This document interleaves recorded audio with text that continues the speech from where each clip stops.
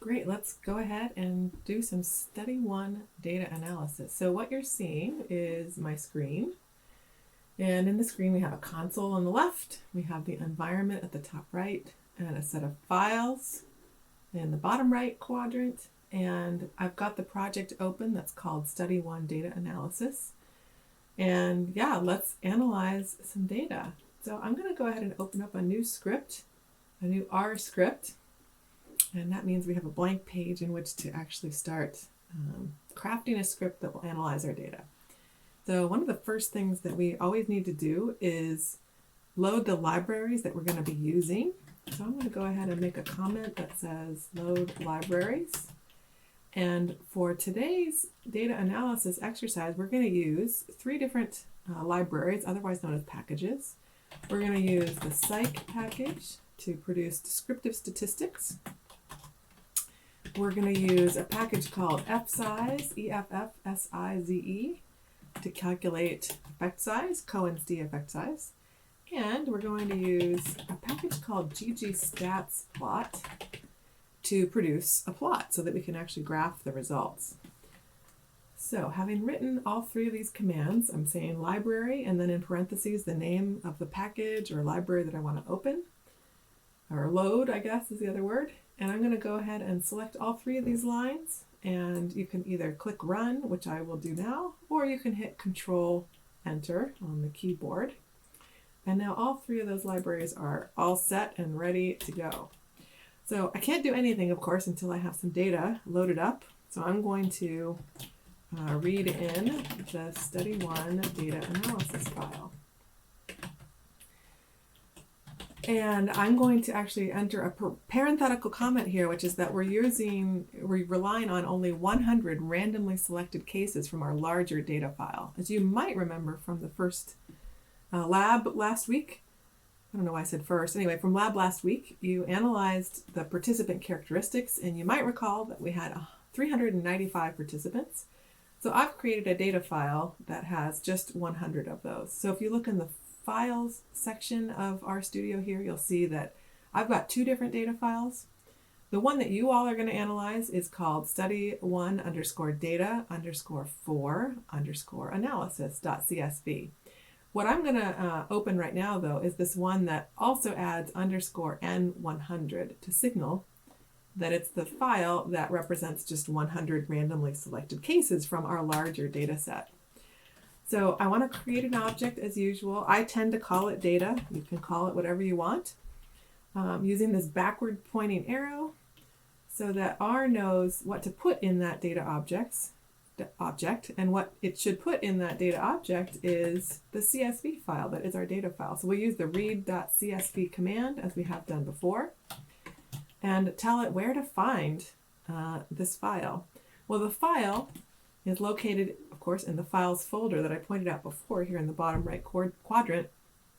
And it's located right next to the script that we're actually using. So all we need to do is indicate the name of that file, which is Study One Data for Analysis _n100.csv. For me, you again are not going to have _n100 in your file name. You're going to just use the one that has all 395 cases. Okay, so having created that command, I can run it, and I'm going to hit Control Enter on my keyboard. Because the cursor is on that line, it will run the command on that line. And yeah, you can see that in the environment, I now have an object called data. And if I open up that object, we can inspect it. We can see what we got there. We have a variable called condition_label, which you can see reflects whether or not people were in the static or the dynamic condition by random assignment. We have a variable called interest meet. That is our primary dependent variable of interest. It's the interest in reducing meat consumption, which range from 1 to 7. That was a possible range of values. We also have other dependent variables, the number of meatless meals they think that people who are trying to reduce their meat consumption eat per week. We have percent limit meat, which is what percentage of people do they think are trying to limit their meat consumption. And then finally we have two variables that reflect participant characteristics that Sparkman and Walton asked their participants to provide. Political orientation, this is the variable called ideology that you worked with when you were determining participant characteristics, and gender underscore coded, which was coded into one of three categories based on people's open-ended responses. People were coded as identifying as male/man, female/woman, or I'm scrolling to see whether we have any of the third category represented here. Yep, third category non-binary. And I believe there was a fourth category of declined/other. I don't think we have any of those represented here, so that's fine. These are the variables, 1, 2, 3, 4, 5, 6 variables that you'll see reflected in the Study 1 Data for Analysis CSV.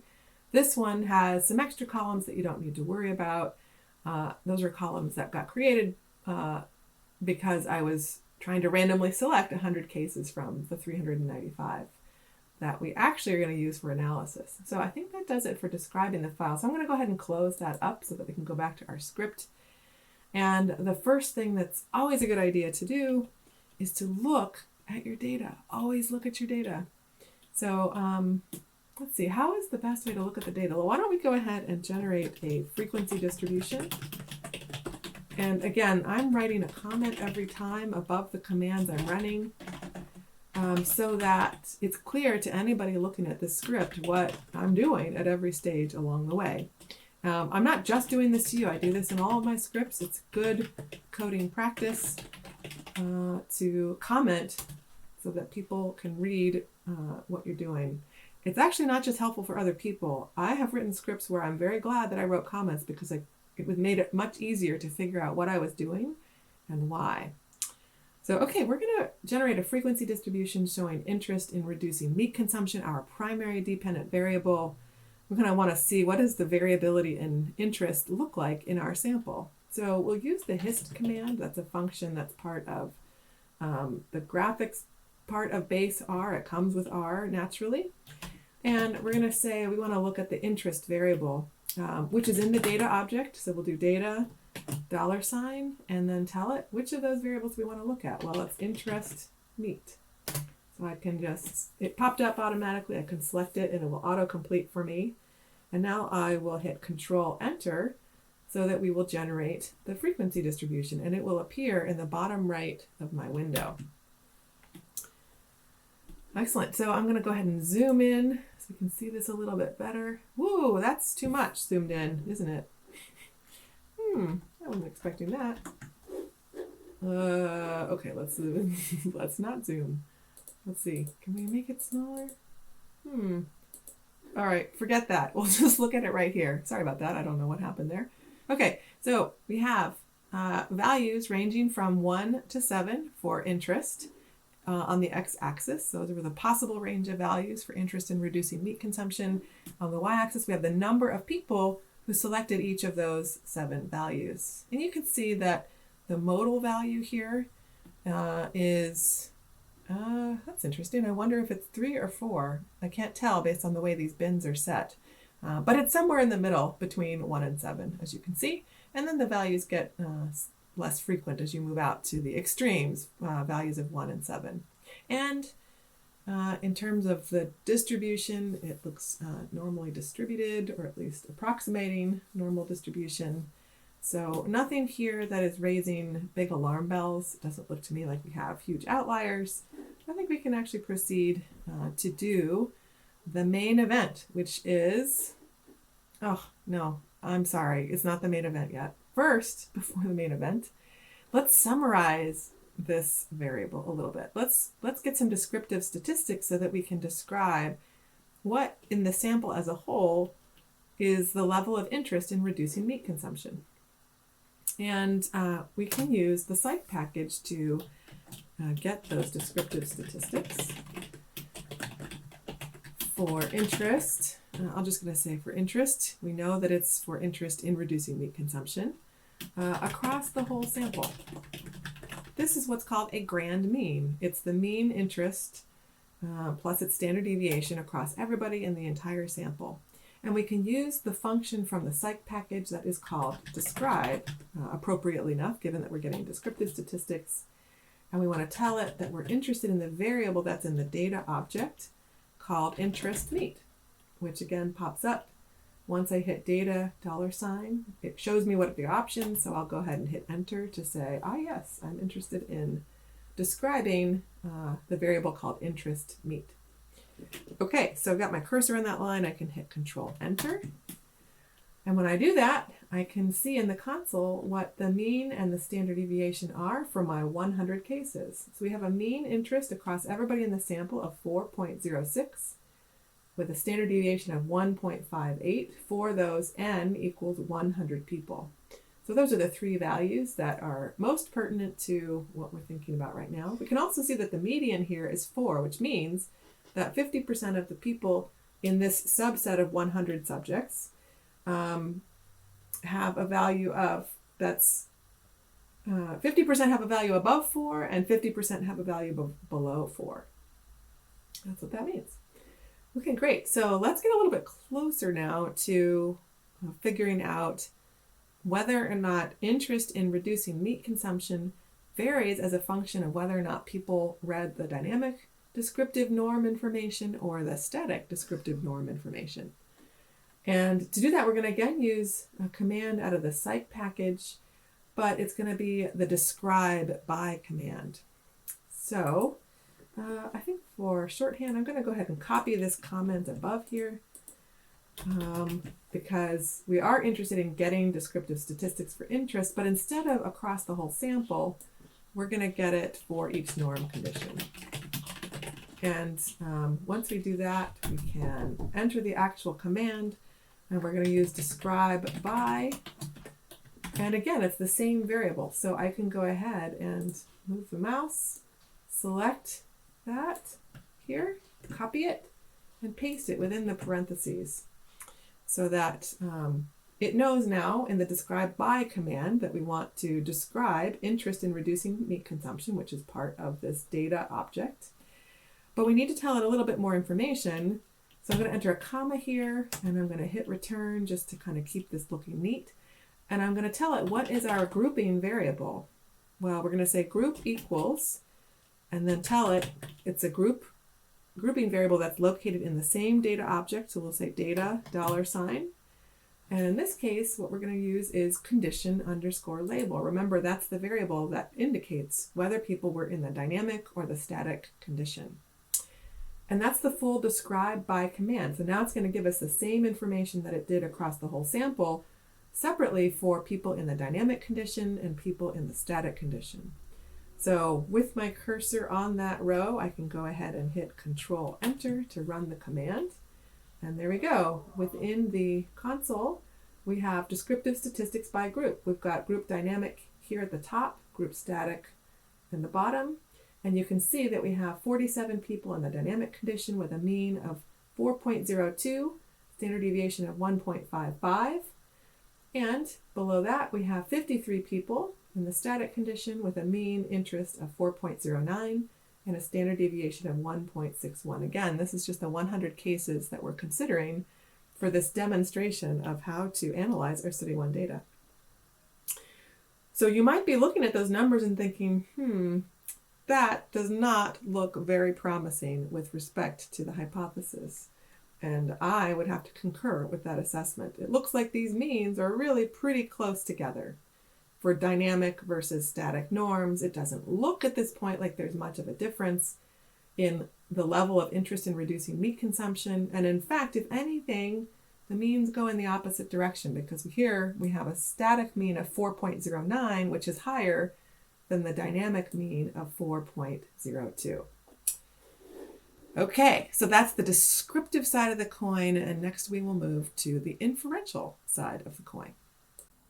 Okay, so to do inferential statistics, what does that mean? Well, in this case, because we have two different between subjects conditions, we randomly assign people to either be in the dynamic or static norm condition, it is appropriate to run a t-test. which is in fact the same statistic that the original authors ran. So we're going to compute a t-test for independent samples, and that's the appropriate test when you have a between subjects manipulation like we do. And to run that t-test, we're going to use the t-test command. So we just type t.test and then open parentheses, and we have to specify a few different things. So first of all, we need to tell it what is our dependent variable. In this case, we don't actually need to tell it which object, because the t-test command has a separate subcommand in which you specify the data file. So in this case, we're going to specify the dependent variable simply by typing interest meet. That's the name of the dependent variable. And we need to say, what is that going to be a condition of? What do we think is going to push interest in reducing meat consumption around? And that thing is condition. So for the t-test command, what we're going to do is use a formula. This is pretty common across different packages in R, is to use a formula to specify the dependent variable, which we're going to look at as a function of, using the tilde, the independent variable, which in our case is called condition underscore label. Okay, so I'm going to have a comma here. Now that we've given the formula, now we need to tell it what data file we're going to use. So we'll say data equals, well, data, because that's in fact what the data object is called. If we had called the data object something else, this would say data equals something else. Okay, another comma, because we have a couple more things to specify. One is we want to specify a student's t-test. By default, R runs a t-test that isn't a student's t-test. It runs what's called a Welch's t-test. Now, actually, I think a Welch's t-test is a great default. It's the one that we should typically run. But what we're doing here is we're going to run the student's t-test, because that is the type of t-test that Sparkman and Walton in 2017 ran for experiment 1. And what a student's t-test is it's an analysis in which it assumes that the variance in interest is equal in the two groups. So we need to tell this t-test command to say that var.equal equals true, which tells it the information it needs to know, you want a student's t-test, because you're going to assume that the variances are equal in the dynamic and the static conditions when it comes to how much variability there is around the mean for interest in reducing meat consumption. Okay, the last thing we need to specify, and actually we don't have to specify it because by default R will do this automatically, but I want us to be deliberate about specifying that this is a two-sided or two-tailed test of the hypothesis. So the last option we want to set is to say, how are we going to test the alternative hypothesis? Well, the alternative equals, and then in quotes, two-sided. And this tells it we want a two-sided t-test. And if we were going to observe an alpha that was different from 0.05, we could specify that. But alpha is 0.05 by default, so we are not going to specify that. We could, but we don't need to. And so we're not going to, just for the sake of simplicity. So this command, all told, will run a two-sided or two-tailed t-test, testing the hypothesis that condition would create variability in the dependent variable interest in reducing meat consumption, both of which are variables that are found in the data object. We're running a two-sided t-test that is a student's t-test, which we're specifying by saying that var.equal equals true. Okay, and that's it. I'm going to put my cursor here on the last line and run this command by hitting Control Enter. And by doing that, we can see the result of the t-test in the console. We have a two-sample t-test. It's telling us that we were using the data object, and we're testing for the formula interest by condition label. Here is the t-value. It is minus 0.23 with 98 degrees of freedom. Again, remember, we're actually doing this demo video on the basis of only 100 cases. The degrees of freedom for a t-test is n minus 2, which is why the degrees of freedom here is 98. And the p-value is 0.8183. And you know from having thought about t-values and p-values before that what this means is that the probability of having a t-value of minus 0.23 or plus 0.23 is 81.8% if the null hypothesis were true. So, in other words, it's not that unlikely that we would see a difference in the means for the dynamic and the static conditions that result in a t-value of only absolute value 0.23. In this case, it's minus, but of course it could have been positive 0.23. We were doing a two-tailed test.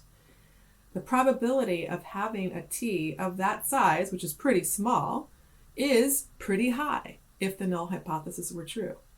And that means on the basis of these 100 subjects that we are not going to reject the null hypothesis, that dynamic norms would reduce interest in, the dynamic norms would increase interest in reducing meat consumption compared to static norms. That hypothesis does not have support on the basis of these t-test results with this 100 subjects that we've looked at. And so the last thing we're going to do, even though we don't actually have a significant effect, we're going to go ahead and finish this out by computing an effect size. And a useful effect size when you have two different conditions that you've randomized people to experience one of is the Cohen's d. So let's go ahead and compute Cohen's d effect size. And as I mentioned earlier, we're going to use the F size, EFF, SIZE package to compute Cohen's d. And the formula is actually not too confusing. So we're going to go ahead and say, let's use the Cohen.d command from the F size package so that we can compute Cohen's d. And then we're going to open our parentheses. And this is a command where we actually need to tell it what's the data object that we're going to use. And it's called data, again, as it has been from the very beginning here. Data, $, to say we want to specify a variable within that data object. And then we're going to go with interest meat.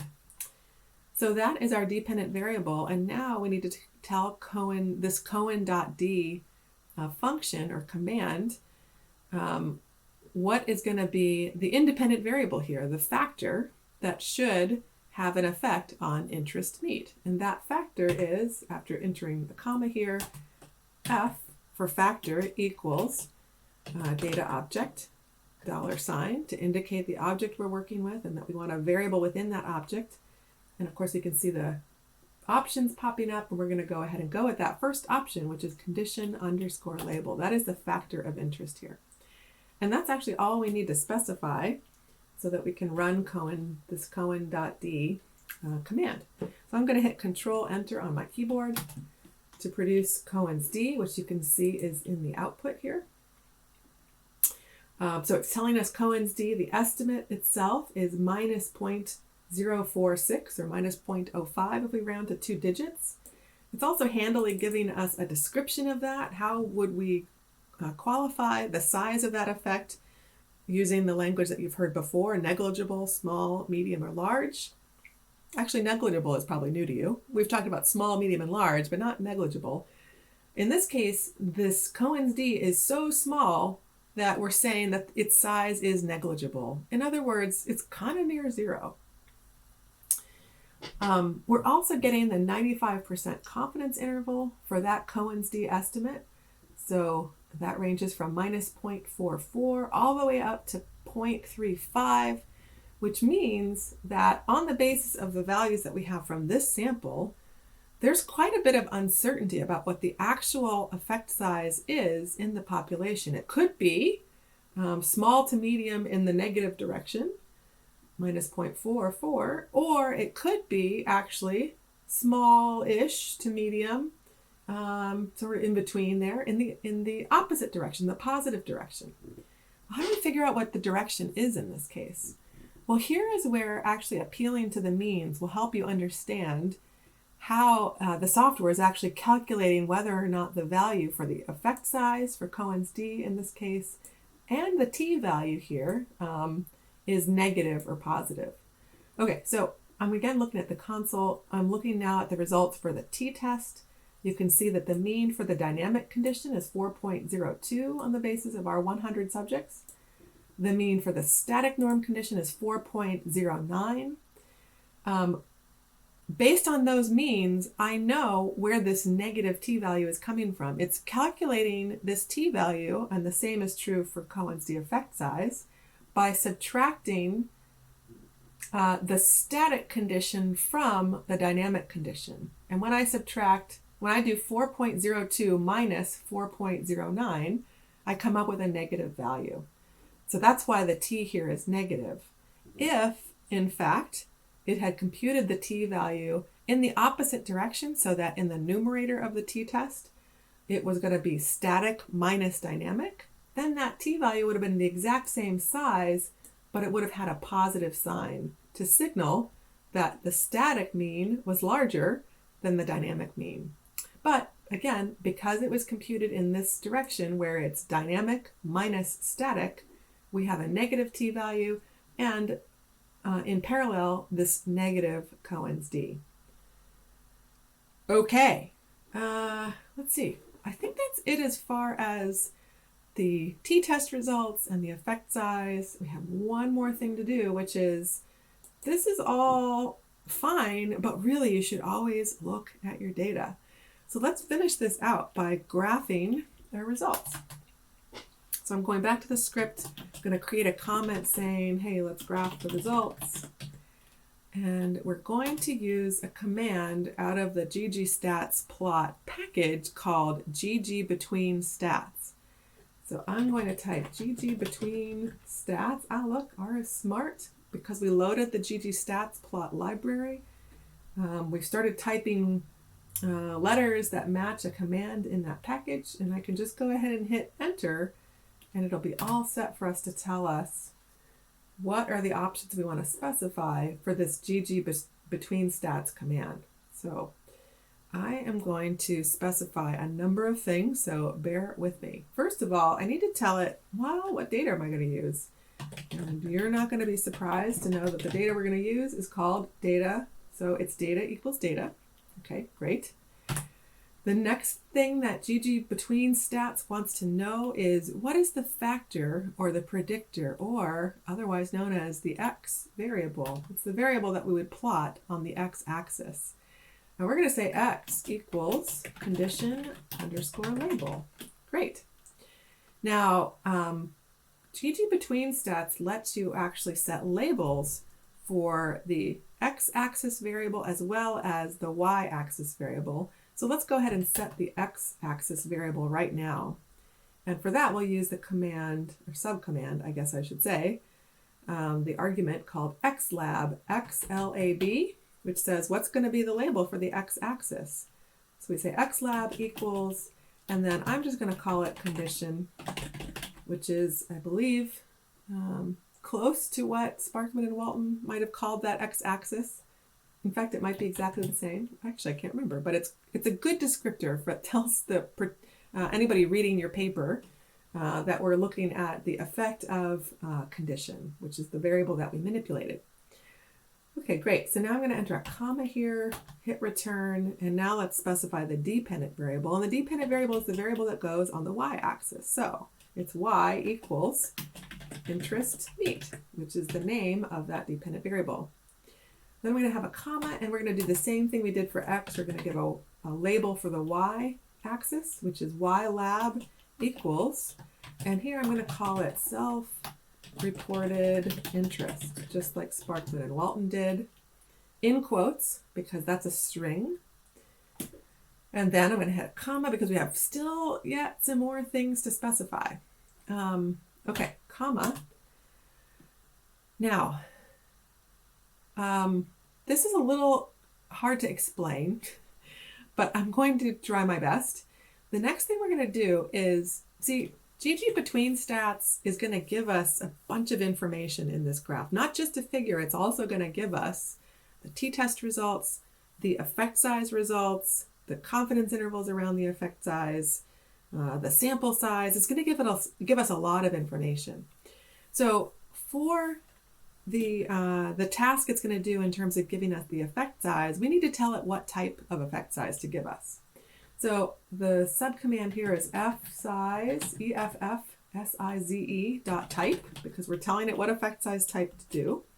I'm going to say that equals, now you might be thinking we would just say D here. That would be sensible, but that's not one of the options that GG between stats wants to hear. Instead, GG between stats wants us to say, give us the biased effect size.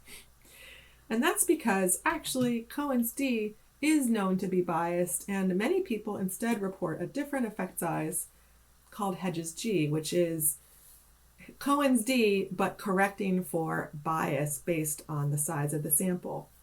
Because Sparkman and Walton reported Cohen's D, that's what we're going to report too, and that's why we're asking GG between stats to give us a biased effect size type, which means it's going to give us Cohen's D. So after putting biased in quotes after the EFF dot type equals subcommand, I'm going to hit a comma. And let's see, we are going to also tell it that we want a plot size, the plot type of a box, so that it will give us the box plot around the mean. So I'll type plot.type equals, and in quotes, box, end quote, comma, excuse me. Wow, this goes on and on, doesn't it? The other thing we want to tell it is, yes, give us the means, plot the means for us in these big red circles so that we can see what the mean is in each of the two groups. So to tell it that we want it to plot the mean, we can type mean.plotting equals true. In other words, yes, please give us the mean, plot that mean. And then after saying equals true, we give a comma. And just like we did for the t-test, where we told it we want a student's t-test, where we're making the assumption that the variances are equal, we're going to tell GG between stats the same thing. We want that t-test to assume equal variances. So we type var.equal equals true. And then the last thing we're going to do is, you don't have to do this, but we're going to tell GG between stats to apply a theme. And that theme will give us a plot that is in APA style, basically. It's a plot that doesn't include grid lines, either horizontally or vertically.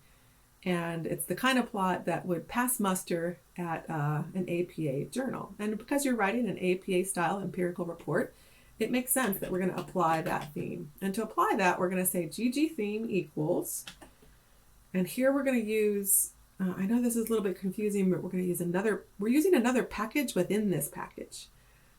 So within the GG stats plot package, in which we're using the GG between stats command, we're going to use another package called ggplot2, which has a theme embedded in it that we're going to use called theme_classic.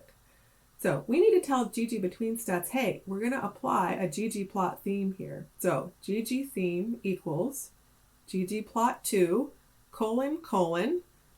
and then tell it which theme we want. You can see that there's a lot of different themes that we could apply. We're going to apply theme_classic. And that's it. That finishes the command. I know that was a lot of rows and a lot of sort of specific details, but having done that, we're going to get a kind of cool looking plot. And it'll look familiar because I've shown you a plot very much like this in lecture, but not with these data, of course. So let's look at this plot. I'm going to go ahead and plot it. We already know what the means are because we got those when we ran the t-test and we ran descriptive statistics. Now we're going to plot those means as well as all the data in a pretty cool, transparent way. All right, so now here we have that plot, and the plot shows up in the plots window at the right. And you can see we have a lot of information here. I am going to just call out a couple of things that will help you interpret what we see. On the x-axis, we have condition. We have the dynamic folks on the left, the static folks on the right. There are 47 people in the dynamic condition, 53 in static. We have the mean in each of those two groups, signaled by this red dot here. On the left, the mean for the dynamic group is 4.02, and on the right, the mean for the static group is 4.09. We also have dots, which reflect all the individual observations. That's the level of interest for every participant in the sample. On the left for the dynamic group, those dots are in green, and on the right in the static group, those dots are in orange. And so you can see there's variability around the mean in each of the two groups. You can also see that those means, at least in this subset of 100 participants, are really close together, which we knew because we already had the means from before. We had the standard deviations too. We also knew from the t-test that the difference between those two means was not statistically significant, and it's not surprising. And so now we can sort of visualize all of that here in one graph. Notice that the ggBetweenStats command also gives us the t-test results for the student's t-test that we computed. It gives us the Cohen's d value along with the 95% confidence interval around this value of minus 0.05 in this subset of 100 people. It also gives you some information about Bayes factors, which we're not going to address yet at this point in the semester. That's actually something that we will return to later in the semester, assuming everything goes according to plan. So we're going to sort of skip going over that or thinking about that for the moment. For the moment, the main issue here is that we have this graph of the results that you can actually copy and paste into your own Word document in which you're summarizing the results of the Study 1 analyses. Now to do that, all you have to do is in this plots window, click on the export button there. What I'm going to do is copy to clipboard, and it opens up a bigger window. And all I have to do in order to save this plot to the clipboard is to right click on it, which I'm doing with my Windows mouse, right clicking. If you're on a Mac, you can hit both. Just use two fingers on your mouse, and that will operate like a right click. I'm going to copy the image, and then I can paste it into any location that I want in a local document. I don't actually have a local document open, so I'm not going to follow through and paste the figure that I just copied to the clipboard, but when you do that, you will be able to paste it right into your document. When you do so, paste it so that it is an image or a picture, and it will show up just fine in your Word doc. So I can close this now and say, look, we are well and truly done with everything that you need to report in your empirical report for Study 1. Now, you're thinking probably, of course, that the authors actually reported more than what we've done so far. And you're right. And if you're curious, you can certainly go on and run some of the extra analyses. But all we really want to see in your empirical report for Study 1 are the values that we've just computed here up to this point in the video.